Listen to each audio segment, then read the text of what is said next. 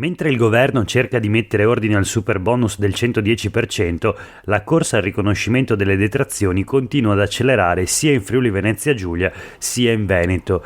Da settembre a ottobre, l'ultimo mese monitorato dall'Enea, i contribuenti friulani hanno portato in detrazione altri 88 milioni e 40 mila euro, i veneti invece ulteriori 365 milioni e 792 mila euro. Complessivamente, da quando è entrato in vigore il superbonus, in Friuli Venezia Giulia sono state presentate e accolte 12.371 domande per altrettanti edifici. In Veneto lo stesso numero raggiunge le 54.302 unità e quindi in Friuli Venezia Giulia le detrazioni maturate ammontano complessivamente a 1.997.335.993 euro, mentre in Veneto si arriva a 8.482.536.602 euro. Insomma, l'ultimo monitoraggio dell'Enea evidenzia la corsa al superbonus nel momento in cui la manovra approvata dal Consiglio dei Ministri stringe ulteriormente le maglie. Una manovra che contiene misure che scontentano non solo i contribuenti, ma soprattutto i costruttori che l'altro giorno in Commissione Bilancio di Camera e Senato hanno avanzato le loro richieste. Così come ha fatto Forza Italia, annunciando un emendamento per mantenere il superbonus al 100% per gli interventi realizzati almeno al 60% entro la fine dell'anno in corso. Le risorse necessarie per garantire la proroga, sempre secondo Forza Italia, potrebbero arrivare dalla web tax. Difficile dire se questa proposta sarà accolta o meno dal governo impegnato nel riordino della norma. Lo stesso vale per le proposte avanzate dalla presidente nazionale di ANCE, Federica Brancaccio, secondo la quale il depotenziamento del superbonus da un'aliquota del 110 al 70% nel 2024 e il venir meno della possibilità di cedere il credito o di optare per lo sconto in fattura avranno un effetto negativo sui livelli produttivi del comparto della manutenzione. Questo è Sveglia Veneto, il primo podcast dedicato all'informazione vista da Nord-Est. Io sono Jack Calcetto, oggi è lunedì 13 novembre 2023. La prima notizia del giorno riguarda appunto il superbonus a Nord-Est tra Veneto e Friuli Venezia Giulia, 11,2 miliardi di euro. Lo abbiamo letto nell'articolo di Giacomina Pellizzari per i quotidiani del gruppo NEM. Interventi su 7.641 condomini e 59.032 villette, in detrazione 10,4 miliardi. L'ANCE chiede di poter ultimare tutti i cantieri avviati, trattativa con il governo è in stallo. Questo il titolo sulla Nuova di Venezia, il Mattino di Padova e gli altri quotidiani appunto del gruppo NEM. L'impatto della manovra sull'edilizia. Nel 2024 scenderà al 70% il superbonus, stop anche allo sconto in fattura. La vicepresidente nazionale dell'ANCE Petrucco dice l'epoca del 110% è finita, ma dobbiamo trovare una soluzione senza creare disastri. La quota dei lavori ultimati oscilla tra il 77 e il 95%, i costruttori si scagliano contro la mancata cessazione del credito. Una questione che interessa in particolar modo al nord-est, l'abbiamo visto dai dati. Veneto e Friuli Venezia Giulia hanno ottenuto più di 10 miliardi di euro in bonus fiscali.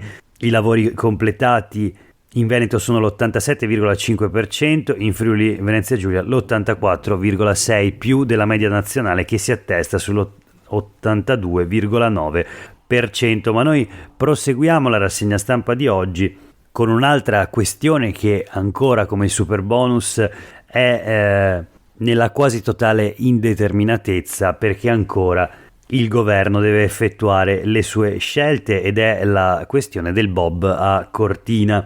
Figuraccia del sistema paese all'estero, la politica decida presto, lo dice Alessandro Gerotto, presidente di ANCE Veneto. Anche qui parlano i costruttori. Promessi investimenti che non possiamo perdere. Con il Mose siamo di esempio al mondo, dice sempre il presidente di ANCE Veneto. Con le Olimpiadi invece abbiamo buttato il tempo. Dà anche una sua opinione sul perché le gare per assegnare il progetto della pista da bob a Cortina sono andate deserte. Dice: a livello romano siamo andati troppo lunghi e le imprese sanno cosa vuol dire lavorare in montagna.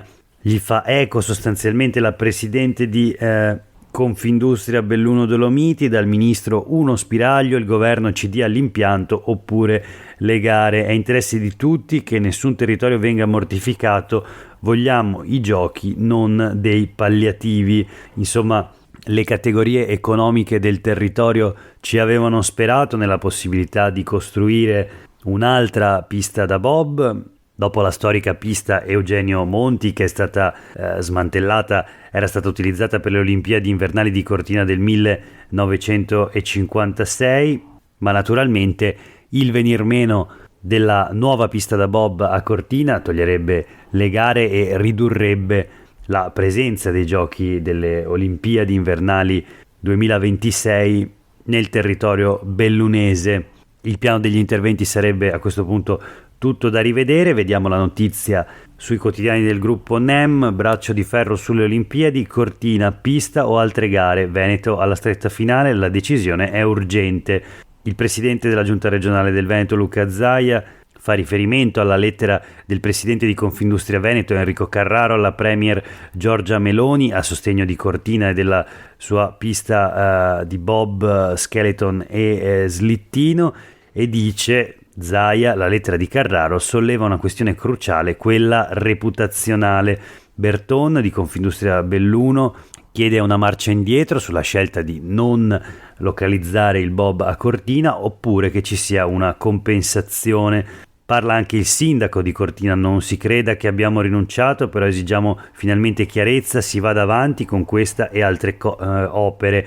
E per l'impianto ampezzano si torna a parlare di un possibile affidamento diretto all'azienda svizzera Implenia. Insomma, non si capisce quale sarà la soluzione, quale sarà la decisione finale. Nel frattempo il CONI, con il suo presidente Malagò, dice: per il CIO la partita su Cesana è chiusa, ma si può riaprire se c'è un documento che attesta che c'è una possibilità diversa. Questo però non lo può fare la fondazione. Qui l'ipotesi è quella di usare la pista da bob di Cesana Torinese per le prossime Olimpiadi invernali. Se il governo italiano mette nero su bianco, certifica, dà delle garanzie sotto ogni punto di vista realizzative, economiche e finanziarie, ha detto Malagò, a quel punto siamo ben felici di andare dal CIO per capire tutto quello che si può fare per rispettare la volontà del governo, della regione Piemonte e della città di Torino. Se qualcun altro invece vuole strumentalizzare ipotesi diverse, sbaglia. Siamo felici di poter aiutare la regione Piemonte e la città di Torino se ci sono le condizioni.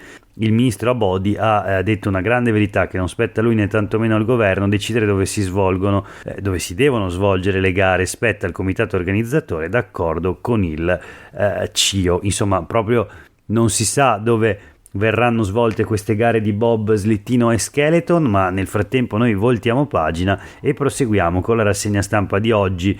La politica regionale, torniamo sulle pagine dei quotidiani del gruppo NEM dopo aver letto sul gazzettino appunto della vicenda del bob, ma ci occupiamo di politica regionale adesso. Liga, Stefani completa la segreteria veneta, sul tavolo anche l'espulsione di Barbisan. Oggi si riunirà il consiglio direttivo della Lega del Veneto, ci sono i nomi appunto dei vice e dei vari componenti della segreteria veneta formata dal segretario regionale Alberto Stefani.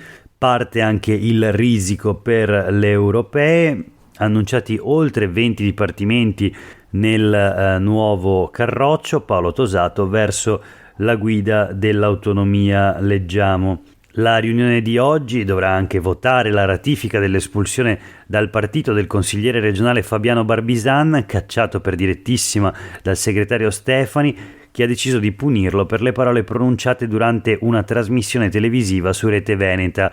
Barbisan aveva detto: forse i neri piacciono alle donne per le loro doti lì sotto.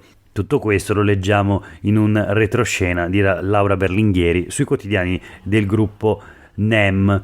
Chiudiamo la rassegna stampa con due notizie flash, una sul gazzettino di oggi: Cavallo vince gare su gare ma non è mai stato pagato, sequestro in fiera a Verona. Il proprietario olandese da tempo attende di incassare il corrispettivo della cessione.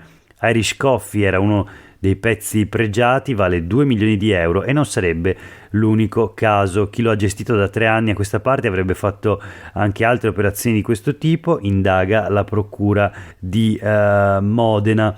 Irish Coffee, il cavallo sarebbe un fuoriclasse nel salto a ostacoli. E poi l'ultima notizia di oggi, sempre sulle pagine del Gazzettino, torniamo a parlare di autovelox e di sicurezza stradale. Leggiamo il titolo: l'autovelox che resiste e incassa 1,2 milioni di euro, soldi per la sicurezza. Siamo ad Arsiè, 2100 abitanti nel Bellunese, gli introiti sono lievitati, prima erano 30.000 euro. Il sindaco dice: faremo park, marciapiedi, aree di manovra, ok dalla Corte dei Conti. Il limite era di 90, c'era chi correva a 163 km/h. Faccio cassa, dice il sindaco, in caso di tragedia verrei accusato di non aver agito. E per oggi è davvero tutto, grazie per aver ascoltato questa puntata di Sveglia Veneto. A tutte e tutti voi una buona giornata.